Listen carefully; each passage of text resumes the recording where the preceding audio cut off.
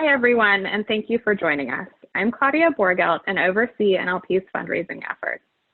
The information ecosystem is not getting simpler or easier to navigate, which means it's up to each of us to ensure we champion facts, credible sources, and quality journalism. Last month, we made the exciting announcement about the expansion of our mission to open our resources to everyone. News literacy education is essential, regardless of our age, and we need to be vigilant in our information consumption habits. In an unprecedented year of misinformation, this could not be more important. That's why we launched a version of our Checkology virtual classroom for adults, started a podcast called Is That a Fact? It tackles the big question of if and how our democracy can survive and thrive given our toxic information landscape. We have a weekly email called Get Smart About News that debunks the latest viral rumors and hoaxes and provides news literacy tools and tips. We also have our app, Informable, that enhances your news literacy skills in a game-like format.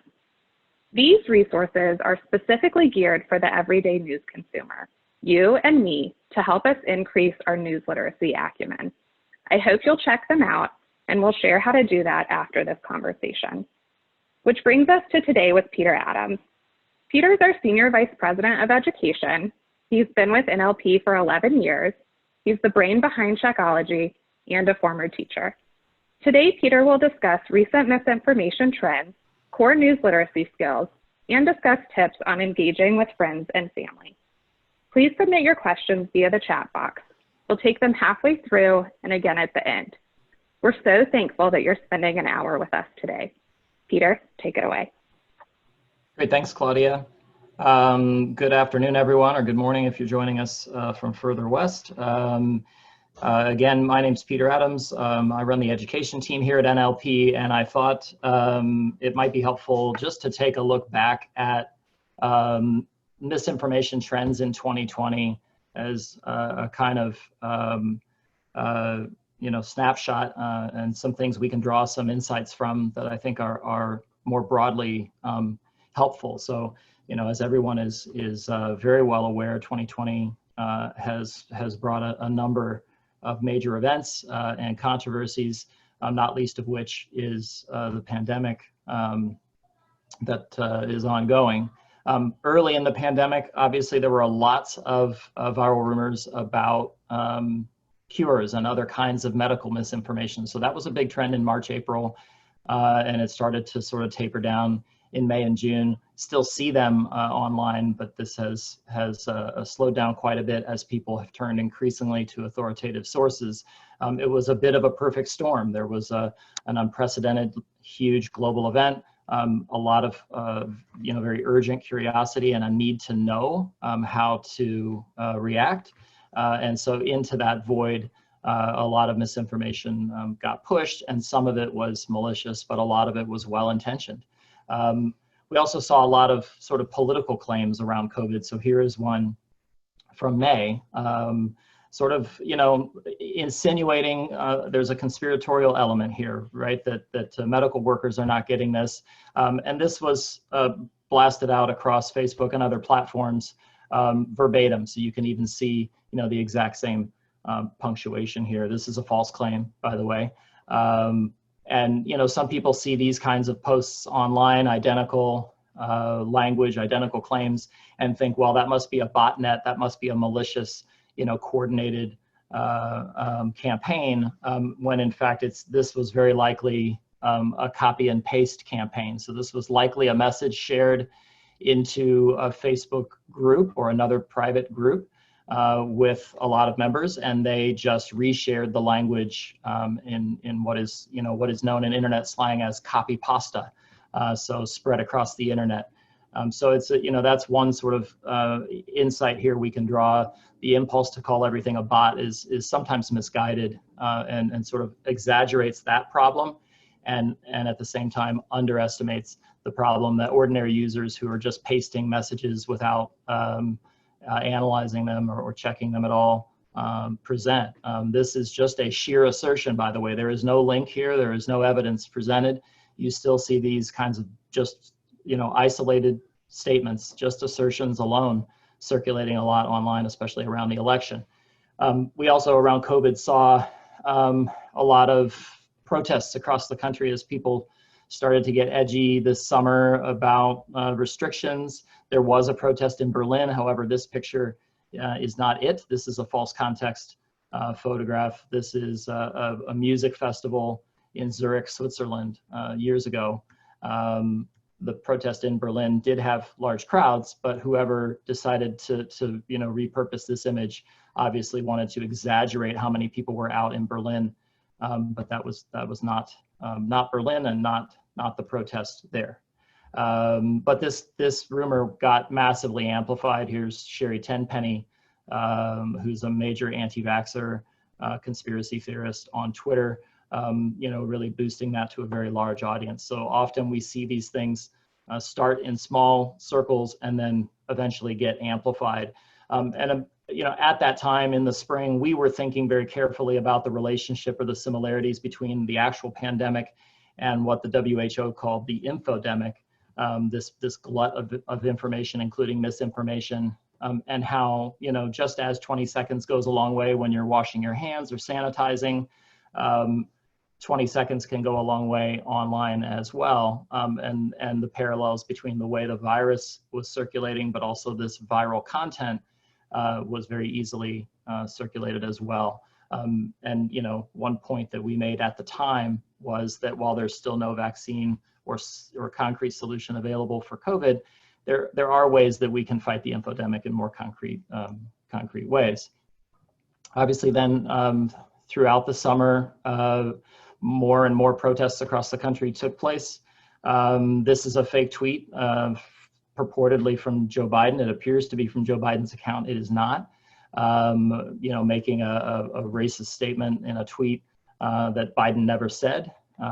It's even dated, before the unrest in Kenosha at the bottom. So this is a fake tweet. We also saw a lot of rumors about, paid protesters. This is a very common theme. You've probably seen it. Also very common to try to pin this on George Soros in some way. That's entirely false. Anybody can post a Craigslist ad and then take a picture of it or have it go viral. So you see these things a lot. There were lots of rumors about individual actions by either police or protesters. In this case, a rumor targeting protesters for allegedly defacing the Vietnam War Memorial around the time of protests in Washington. This is actually a replica in Los Angeles that was defaced again years ago. So this is another photo out of context that circulated around that time. And again, around Black Lives Matter and around these protests, we saw a lot of conspiracy theories. So one was that bricks were being distributed on an organized basis. People on the right would circulate those to say that, there was an organization behind protesters encouraging violence. This was a coordinated activity, again, pinned to some prominent names like Bill Gates or Soros. On the left, that bricks were dropped off by authorities wanting to lure protesters into throwing bricks. So we saw, brick conspiracy theories on sort of both sides of that issue. And then obviously around the election, we've seen a ton of misinformation. This is an early ballot rumor from May. These turned out to be sample ballots that anyone could pull down from the internet, print out, and then just take a picture of. So again, a photo of two papers that look like ballots is not evidence of two ballots being mailed to one address. These were, in this case, sample ballots, not in California. This circulated around the time that the governor of California, was announcing his plans to send mail ballots throughout the state. But these are actually sample ballots from Allegheny County. And if you zoom up on the image, you can see that. And this, again, went massively viral across the internet. So you saw this same photo and same claim sort of copy pasted by folks wanting to push that rumor. And it even made the jump to Pinterest. So it still lives on Pinterest with a new caption. And, again, this little phrase, make it go viral, that's a big red flag. If you see memes, see content, people are asking you or telling you to share it, telling you the media doesn't want you to know, those are big red flags that something's up. But one big theme I want to hit on today, and one takeaway, is the extent to which viral content is migrating across platforms. So screenshots of tweets getting posted to Facebook, Facebook posts getting screenshot or captured on video and posted to Twitter or posted to TikTok. TikTok's on Twitter. So you'll see some of that in the remaining examples here. Speaking of Pinterest, if you search voter fraud on Pinterest, you will find lots of boards, lots of collections of false voter fraud memes, misleading memes and content. And this is one way that folks engage in what they consider to be activism or information warfare online. They go to a collection like that and they just pull memes and spam their Facebook feed, use whatever accounts that they tend to favor to push that kind of stuff. Another prominent ballot rumor was about allegedly 1,000+ mail-in ballots found in a dumpster in California. This is Elijah Schaefer. He's a personality on Blaze TV. These photos were sent to him. These are actually ballots from 2018, actually empty envelopes from the midterms in 2018 that Sonoma County Board of Elections was required by law to keep for 22 months before discarding. So they actually were discarded. But those are empty envelopes. And if you zoom up on one of the images, you can see these have been opened. And it was confirmed they're from the midterms. In fact, mail-in ballots in Sonoma hadn't even gone out when this circulated. Also, lots of rumors about the mental fitness of both candidates. So here's a rumor, this one on YouTube, but of course this video got copied and reposted across various social media platforms of Biden waving at an empty field. He's arriving here in Florida and appears to wave at an empty field. There's some colorful commentary that I've muted out for us today. The authentic video is here on the right. And he is waving at some folks, some staff and some airport personnel in the distance here, which you'll see there in the distance. So this out of context video to draw Biden's mental fitness into question. You see this a lot with both candidates, things they've said, moments they've stumbled in speeches, isolated, or evidence collages of gaffes put together. So here's another rumor, this one about Trump. The claim is he's just wandering through the grass, staring at a puddle, and that he's mentally unfit, when in fact he was meeting the First Lady, who will appear here from the left in a moment.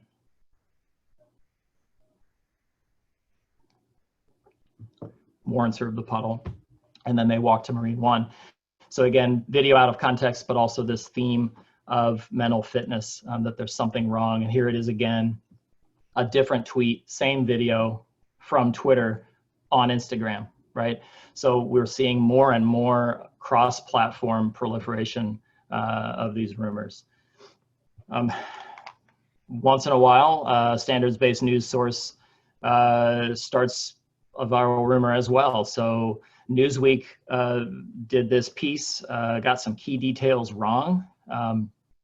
Amy Coney Barrett, the Supreme Court nominee, is a member of a religious group that's similar to the one that inspired The Handmaid's Tale, both the novel by Margaret Atwood and the television series, but her group was not the inspiration. But they got that wrong. They published this headline, and it spurred dozens and dozens of iterations of that rumor across the internet for a number of days, and that still persists. Misperceptions about her beliefs or groups with which she's a member. Here's a tweet allegedly by Trump. This is another fake tweet like the Biden fake tweet I showed you earlier. This sprang up around the Amy Coney Barrett nomination as well. You see this a lot, actually. Fake tweets that are designed to make Trump look bad from his past. So this is supposedly something he tweeted in April of 2016 around the Merrick Garland nomination, commenting on that when Obama was still in office. But it's a fake. So it's a fake designed to make him look hypocritical and also possibly satirical because it's saying that he should wait until he leaves office to pick justice, which wouldn't make sense. But this got shared unironically by a lot of partisan accounts like this one on Facebook, and drew a lot of comments and commentary about Trump. So it sort of shored up a lot of existing emotions and feelings people had in that community and that Facebook page about Trump. This went viral. Sort of, you see this tweet all over the place. Here it is on Reddit, on Twitter. And one sort of trick for noticing fake tweets is that they're created by fake tweet generators. So a fake tweet generator is a website where you can enter an address, you can enter a message, and you can set the time and date and the engagement metrics. You can pick how popular you want the tweet to look. And if you'll notice, all these tweets have the very same time and the very same engagement metrics. So that would mean that everyone who found this old tweet of Trump would have had to screenshot it in the same time zone at the exact same time to get those same metrics. So that's a big red flag that this is a fake tweet. And then this is an example of a fake tweet generator that makes it as easy as possible to pick a verified account and then create an image of a tweet that looks like it's from them. A lot of folks think that, creating fake tweets is kind of fun or funny, an interesting way to engage in satire. It really, they are hard to control. Even satirical publications that create fake tweets lose control of those images, and they go viral and spread actual misinformation. So I always caution folks not to use those. If you do see a tweet and you wonder if it's authentic, there are ways to do that. 3 great resources are the Trump Twitter archive. So this is a site that has archived all of Trump's tweets over time, and you can sort of look up and see if a tweet actually appears in the Twitter archive. Of course, you can check check Trump's actual Twitter feed. FactBase is another good resource to explore. And then Ballot, which is now run by ProPublica, actually archives deleted tweets from public officials, including members of Congress. So if someone does tweet something and deletes it, they have it archived. This is helpful because a common tactic around the circulation of fake tweets is to claim that someone tweeted this embarrassing thing and then deleted it, but I saved it as a screenshot, so here it is. So that's one trick that folks use to try to circulate these things and get people to believe that a fake tweet is real, and to explain away the fact that it doesn't appear in their feed, but you can check it on Ballot to make sure. Wearing a wire. Also, a lot of rumors about enhancements for candidates, especially around the debates or just after the debates. So this was a rumor that, Biden was wearing a wire. That's false. That's just a crease in his shirt. If you watch more of the video, you see one appear on the other side and then disappear in the light, sort of casting a shadow. But this notion that Biden needed a wire, needed someone in his ear to perform at the debate, that's actually going viral today again about the decision to move the second debate to Zoom. So that was a video on Facebook. And again, let's look at the cross-platform amplification here. So another account now on Twitter takes what appears to be a cell phone video of that original Facebook video. You can see the name matches. So this is the video I just showed you, shot on someone's computer monitor, and that video is then posted to Twitter by this person who calls themselves Media Ferret. And that got massive engagement. You can see 20,000 likes, almost 19,000 shares. It found its way to James Woods. James Woods, the actor, has a verified account. Obviously, being verified doesn't mean that you verify information that you share. That just means this is really James Woods, the actor. And he has 2.6 million followers. So this video that started on Facebook, made its way to Twitter, then made its way via this Media Ferret account to Woods. And then when Woods posted it, that's where a lot of its amplification came from. So the last time I looked at the video, it had something like 4.1 million views on Twitter. Just on Twitter. I don't add to that the number of folks who saw it on Facebook.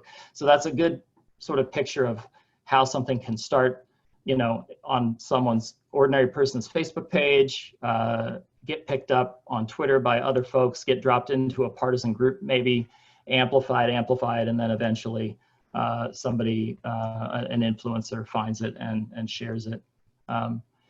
Here's a similar rumor about Trump having some sort of neural stimulator for the debate. This is an old picture. It's been around since at least March 2016. It looks like a screenshot of an interview, maybe after one of the Republican primary debates in 2016. So that is also false. And then finally, Trump's COVID diagnosis sparked just a ton of conspiracy theories online about him faking it for some strategic reason. People on the left were speculating, that he was doing it to gain sympathy votes, to emerge heroic, to distract from the New York Times investigation into his taxes. People on the right were saying maybe the Democrats gave it to him at the debate, and that it was part of some, conspiratorial arc. So those continued to circulate online. The hashtag COVID hoax trended on Twitter for a day. And that is still something that we're seeing a lot of online. People think the president gets COVID, that's a major event. Something called proportionality bias makes folks look for an equally large explanation for a larger unusual event. And in fact, Occam's razor, it's usually the simplest explanation is that Trump just got COVID through ordinary means. This account started a rumor that Trump had an oxygen canister in his pocket. This went massively viral. Twitter actually suspended this account. Twitter took strong action around rumors about Trump and COVID, interestingly and controversially.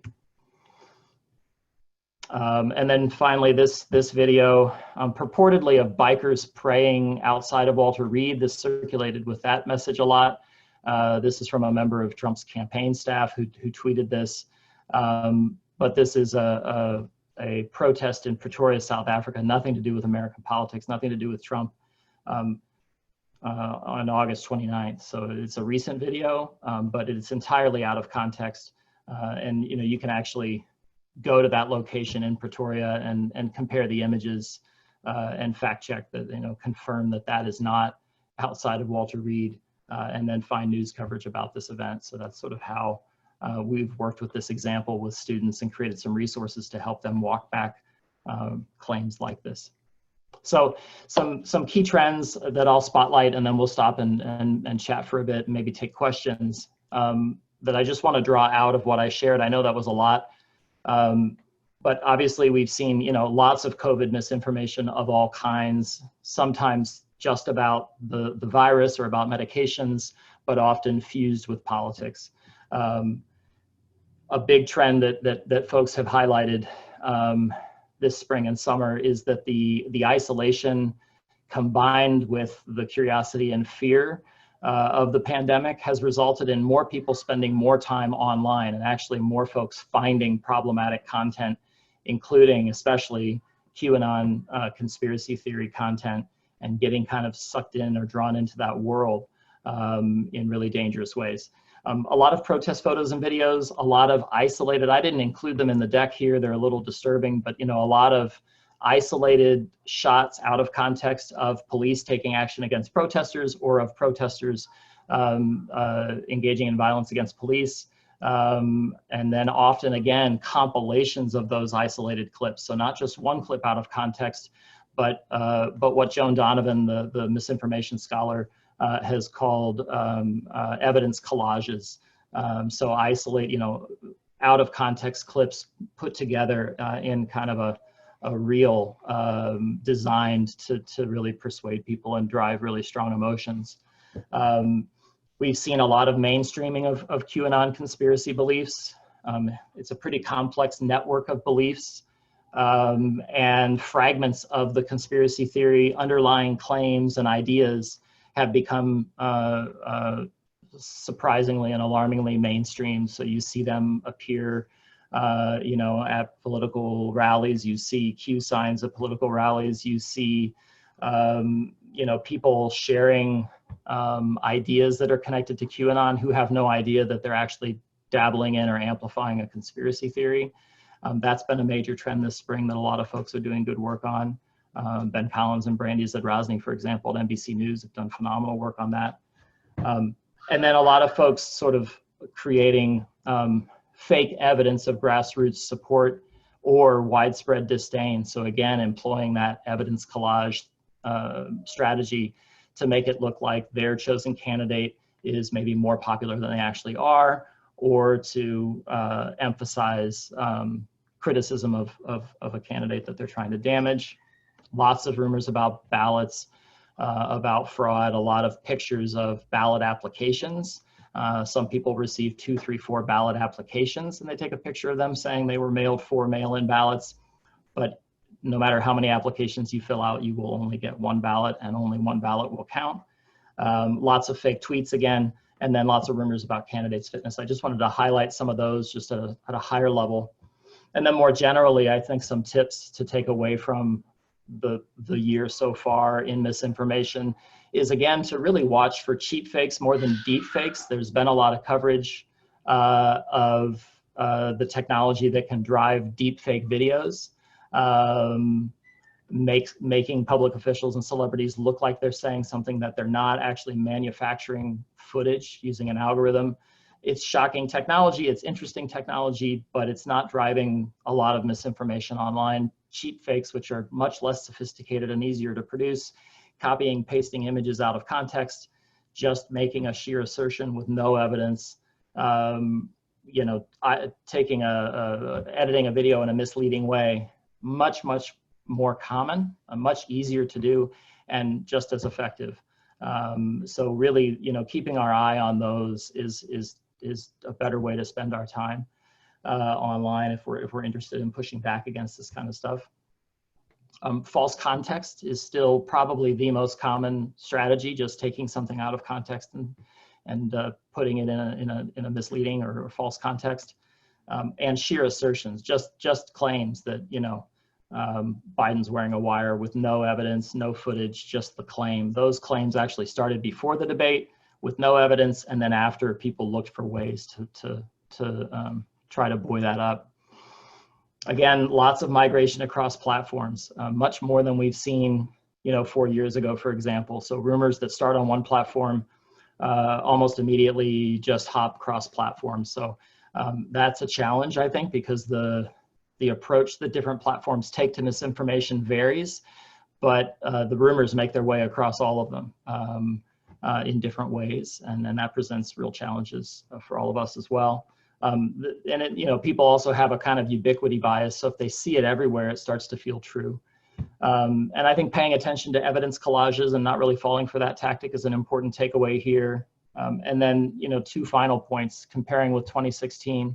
Platforms are doing a lot more now than they were in 2016. They've progressively done more to be transparent, to limit the kinds of advertising, political advertising that they take, taking more action against problematic content. But I think the consensus is still that they're not doing nearly enough to combat the potential harm that is being done.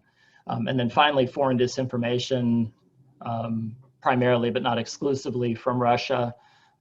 Those campaigns continue. Russia continues to operate disinformation, troll accounts, sock puppet accounts, fake social media accounts pretending to be Americans, jumping into conversations to divide. But it's not as quite as active as 2016. And I think a lot of folks have pointed out in 2020, we're really doing it to ourselves, that the Russians might be amplifying a lot of divisive content, but we're actually, domestically producing that as a citizenry, and they're just amplifying the polarization that already exists with the interest of sort of exacerbating that. So I thought we could pause here, Claudia, and I know that was a lot, but I assume folks might have some questions, and we could take some of those. Yeah, we have a few, and I'll just remind everyone right now that we are recording, and we'll send you the recording by email this afternoon, along with ways where you can sign up for our resources. So it's a lot of really good information that Peter's sharing, and that he'll get into our resources in just a few minutes. So we do have a few questions, Peter. Can you just confirm or reconfirm, when Twitter removes a tweet, does this still show up in an archive? So in Ballot Whoops, yes. So the whole purpose of the ProPublica Ballot Whoops tool is to archive tweets from public officials as they're tweeted. And then if they are deleted, they become part of the Ballot Whoops archive. You can also archive a tweet or archive a website or a problematic post. In fact, I think that's one way that ordinary folks who aren't sure what to do can help. If you see something problematic, if you see something potentially false, if you see conspiratorial content, you can use an archiver like the Internet Archive's Wayback Machine.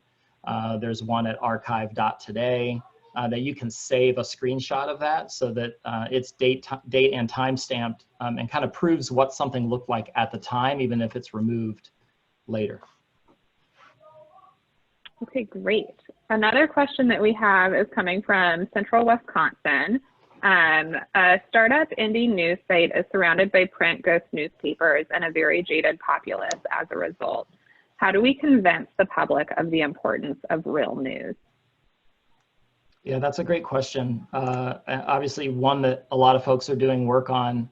There's an organization called Trusting News run by Joy Mayer that is working with newsrooms on just that question. So, I mean, I would encourage you to check out Joy and her work.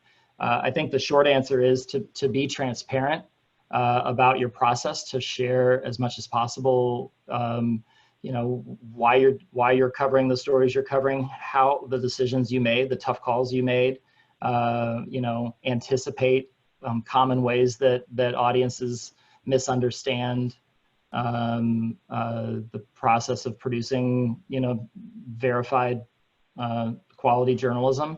And to get out in front of that and publish explainers and engage in some news literacy even around the news pieces. So to explain, for example, yesterday I think the New York Times editorial board endorsed Biden, and there was a lot of response online that oh, hey, you guys are supposed to be impartial. The New York Times is finally owning up to its bias. People just didn't understand what the editorial board is and how an endorsement works.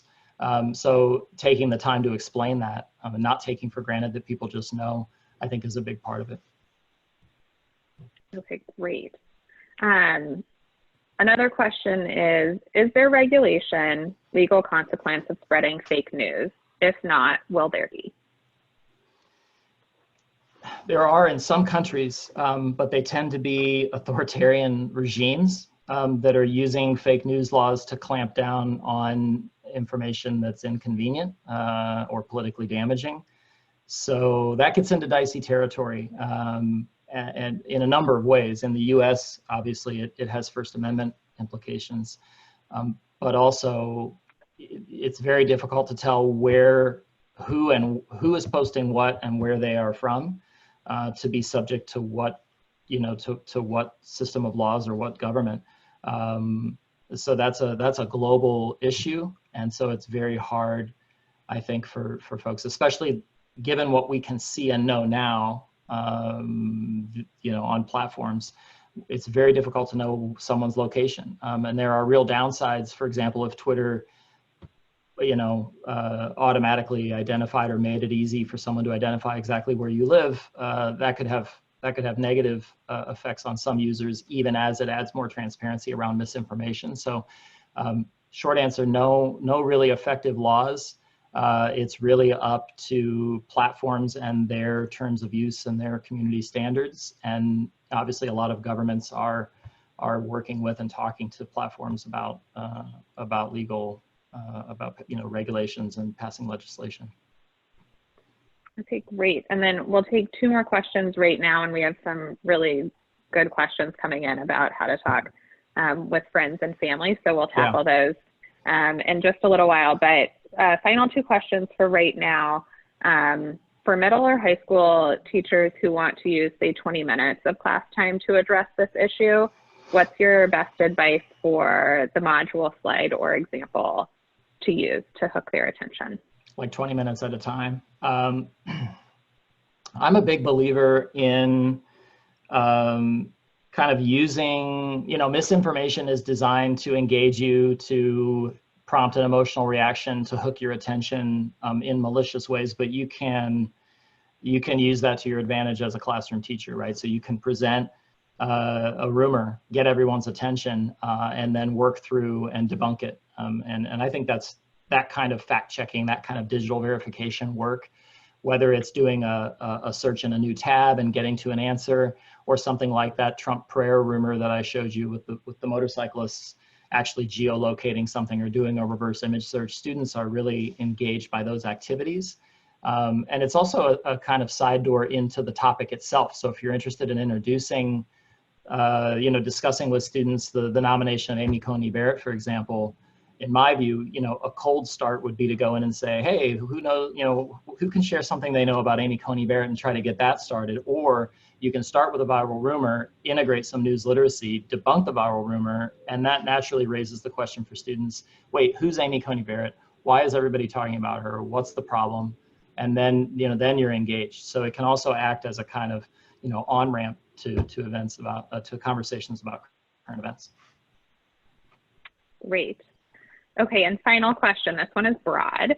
A broad question about public high school curriculum trends around the country. Is civics still taught in most or all schools and states? Are there any trends? Is news literacy getting enough attention in our high school classrooms? Is there a model curriculum that includes attention to media and news literacy? So I'll start with the civics question. I think for a number of years, civics and social studies in general sort of got downplayed in districts across the country, especially as schools were pressured to meet concrete metrics in English language arts and math. And a lot of times social studies, history, civics got short shrift. There is this notion that no one's teaching civics anymore, which I think is demonstrably not true. And there has been a return over the last 10 years, I would say, to emphasizing the importance of civics and civic education, and to, a lot of studies about Americans' lack of civic literacy, and a lot of emphasis around, needing to make that a requirement. A number of states have taken, or individual districts have taken steps to require that. So in Illinois, where I live, you need a semester of civics to graduate high school now. I think those kind of legislative efforts are ongoing in states and districts across the country. I would, fully endorse that. NLP fully endorses those efforts. I think it's incredibly important. And the question about news and media literacy, the curriculum you described or the resources you described are exactly what we're trying to build as an organization. So we really try to provide teachers with everything we might need. The last question about if I only have 20 minutes, what do I do? We try to provide as much fodder, as much examples, quick interventions that really move the dial. And then for folks who have more time or want to integrate something throughout a semester, we try to provide them with that as well. So we have a suite of resources. I'll mention some of them here at the end. And they do engage not just misinformation. I know today's topic is just focused on user-generated content primarily and misinformation. We do have lessons about the standards of quality journalism. So, if students don't know what good journalism looks like, they won't recognize it when they see it. They won't know what distinguishes it from anything else online. So that's a really important part of our work, helping them understand the watchdog role and the role that investigative reporting has played throughout American history is another one of our lessons and a big part of what we do. And then looking at an issue like bias and helping students understand that it's not nearly as simple as people like to think it is, and giving them a really nuanced understanding of the different potential types of bias and the different forms those can take, so they can be a little more thoughtful about engaging with it. And we think that work, obviously, the more news literate people are, the more responsive they are to the news around them and to the news organizations in their cities and communities, and the better journalism will then be, the more news literate the audience is. Absolutely. Okay, great. Well, I'll hop off video, and we definitely have some tips and tricks coming up for talking with friends and family for those who have chatted about that. Great. All right, so I'm just going to highlight quickly. I know we don't have a ton of time this afternoon, but just to highlight some best practices and some good resources that you can turn to if you're interested in learning more.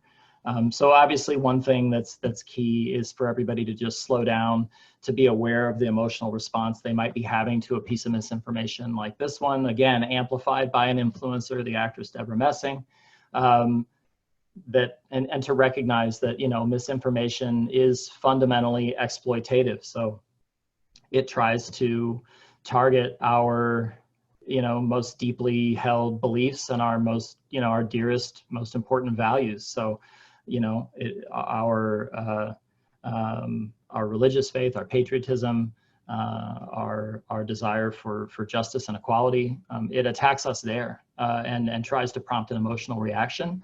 And that can cause us to sort of not react rationally and check things out, but to just reshare impulsively. And that's actually what, a big part of what helps things go viral. So just pausing and being aware of your emotions, and also realizing that, if you're reacting strongly to something, there's a chance that it's actually exploiting that, exploiting something that is important to you to try to get you to believe it. So to just sort of disrupt that process. In this instance, that was a photoshopped image of Adolf Hitler comparing to Trump when he held the Bible outside St. John's Church in Washington. That's the authentic image of Hitler. But very clearly designed to prompt a strong emotional response. A second best practice is to avoid what's called blind sharing, or just sharing things without actually clicking the link. Twitter has actually rolled out functionality to warn people, to say, hey, you haven't clicked on the link and you're getting ready to retweet this. I think that's a good thing from Twitter, and things that, things like this are things I think that we should all be asking the platforms that we don't only use, we're the basis for their revenue, right? Let's remember, Twitter and Facebook are free because they are engagement machines. They want us to spend time on platform. They want to deliver value there, and want to keep us looking at the platform so they can serve us more ads and target us in very specific ways, click on links so they can learn more about our interests. That's the whole business model. So as consumers of social media, we do have a lot of power to talk back to the platforms and say, we want more features like this, for example. And so I think that's a really important thing to underscore. And another key point is just to differentiate between different types of content. Again, today I focus mostly on user-generated content, but there's a whole world of standards-based content. And I don't mean to imply by focusing on viral rumors that are user-generated that somehow verified standards-based information is perfect in any way, but I do want to say that they, user-generated content and standards-based content exist in two different information universes. So you cannot ask the same questions of those two, types of information. It's really not effective. So on the user-generated side, you really do have to ask, who created this? Is it authentic? Is it something from like 5 years ago in a different country? Has it been changed or faked? Has the context been switched? Over the overwhelming majority of the time, news organizations are not, every once in a while, something gets presented out of context by mistake. But on the standards-based side, you're not asking questions like, are they trying to dupe me with a fake photo from 2015? You have to ask questions like, is this the best lead photo for the story? Does it give a misimpression of the event? Do I perceive any bias? Is this a newsworthy story to begin with? So we try to emphasize for educators, it's not that you don't have to ask questions about standards-based content. You're asking different, more nuanced questions, but making that initial differentiation to know, hey, I'm looking at something that's user-generated, or hey, I'm looking at something that's standards-based. Or in a different way, I'm looking at a straight news report, I'm looking at an opinion piece, I'm looking at an ad, and just differentiating between different kinds of information is a really key, key habit, something to reinforce, especially on social media feeds where all that sort of tends to blend together and people just increasingly see it as content.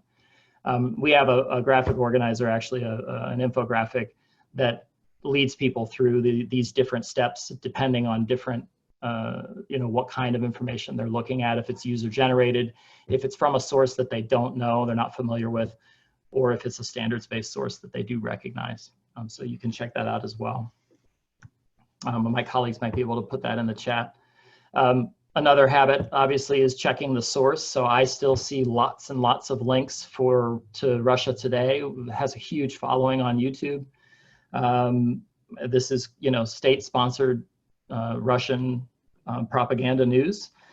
YouTube has, added a link several years ago to warn folks that that this is news produced by the Russian government.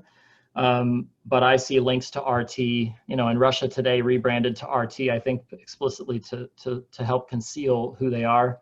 And they have spin-off properties. So they have spin-off channels like Soapbox, Ruptly, ICYMI, in case you missed it. These are aimed at millennials. It's all sort of repackaged RT, all state-sponsored Russian propaganda news, but really creatively repackaged.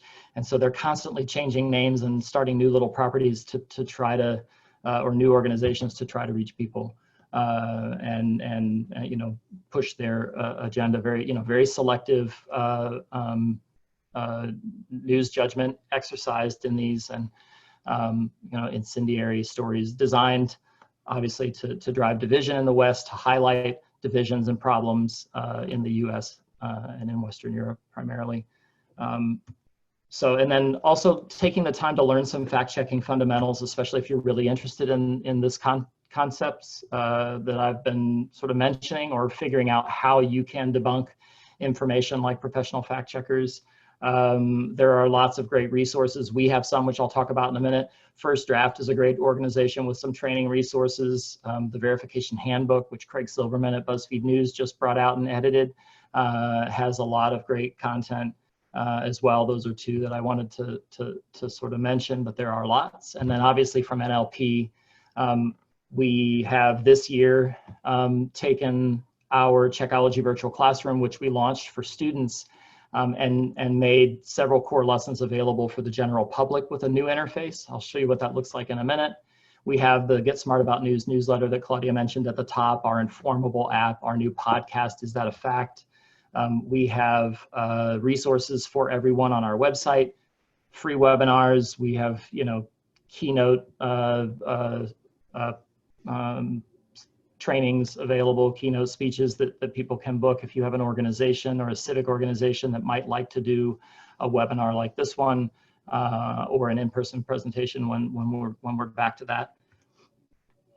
Again, you can find Is That a Fact in where you get your podcasts. You can sign up for Get Smart About News. That's a weekly Monday email that's sort of a rundown of what happened last week that you should pay attention to this week, that in terms of misinformation trends, but also debates in journalism to help you be savvier consumers of news and information. And then our app Informable presents you with actual examples of information to help you practice some of these habits of mind that I mentioned. So, just quickly, am I looking, is this a straight news piece or an opinion piece? Is this an ad or not an ad?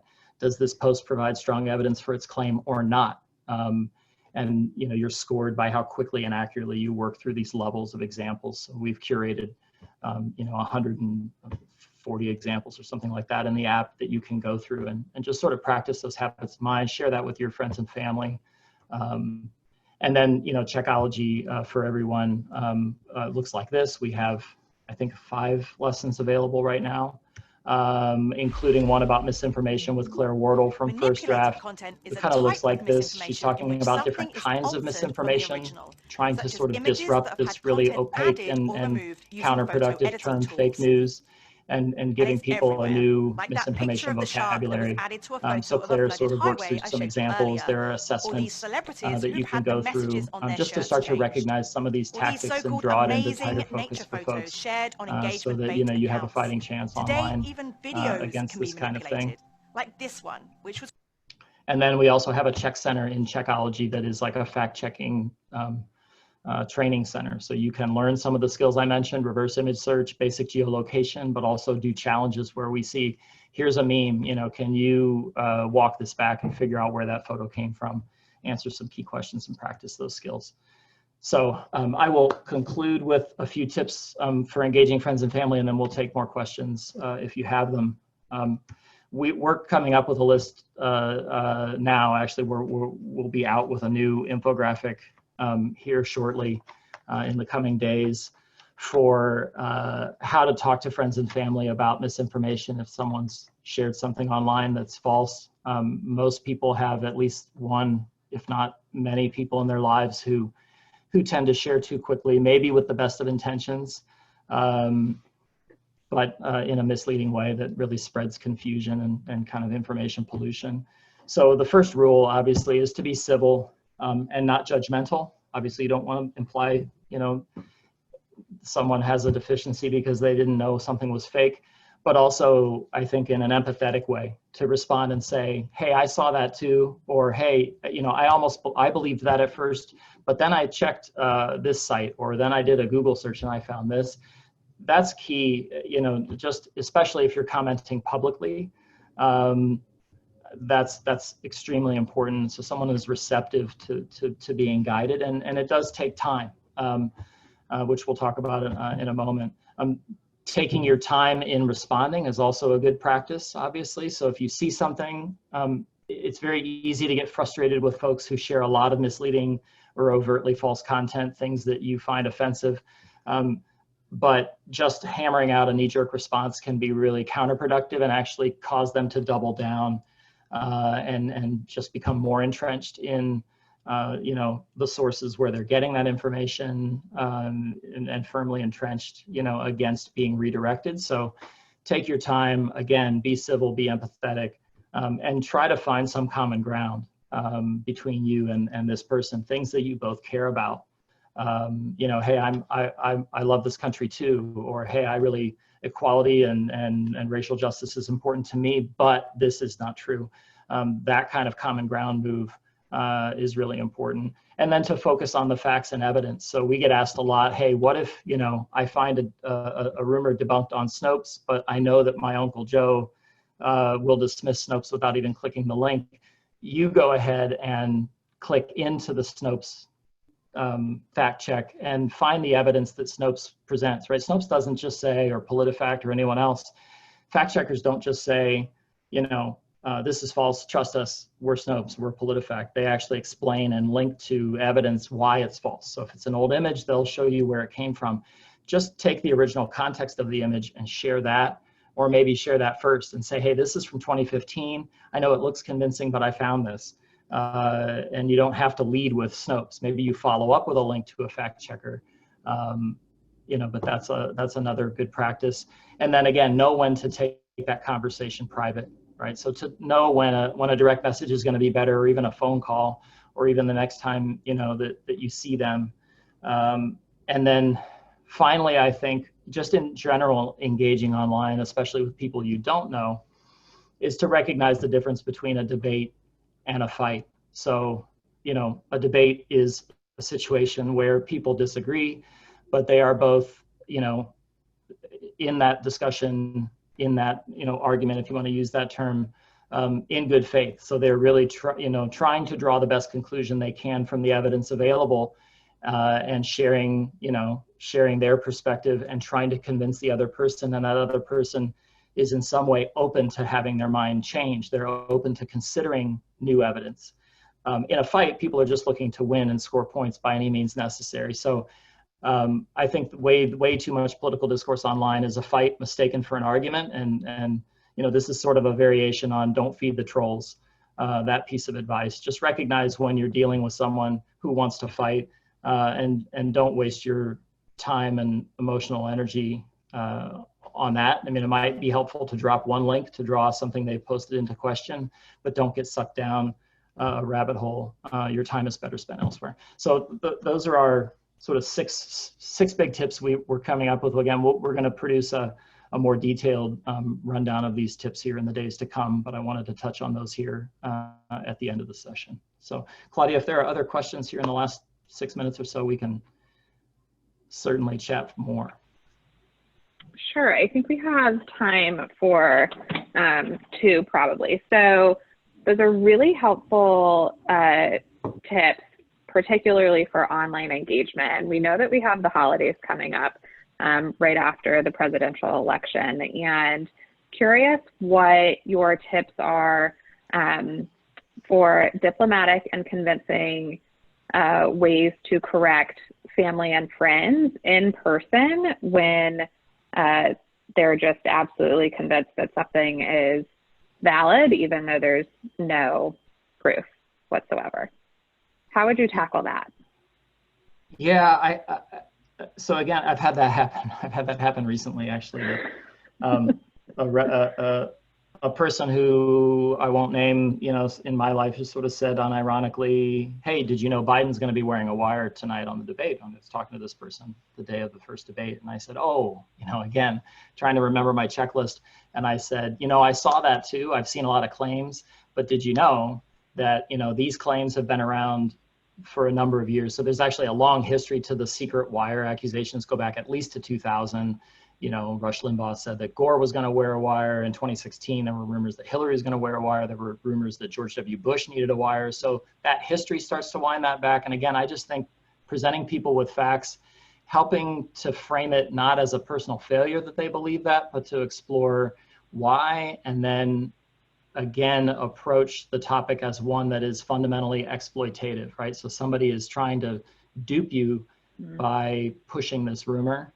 And exploit you, and not help you. So, I mean, don't say it in those terms, but I think that's the right way to approach the topic, that, like, you know, and generally, if you can push through, people are outraged that someone is trying to manufacture evidence and convince them of something, you know, that essentially hijacks their vote, hijacks their perspective, hijacks their opinion in misleading ways. Great. I will definitely be using this. Okay, and then final question for today is potentially an easier one and still on theme with this. So we recognize that social media platforms now have the tagging feature to make you, you know, pause and think about what you're going to reshare, yet we know that these items still get reshared. Is there something that we can do or should do when we find people you know, resharing things that have been tagged? Yeah, again, I think you can use some of the points that we just talked about to go to them and say, hey, I don't know if you know this, but you know, this was flagged by a number of fact-checking organizations, and here's why.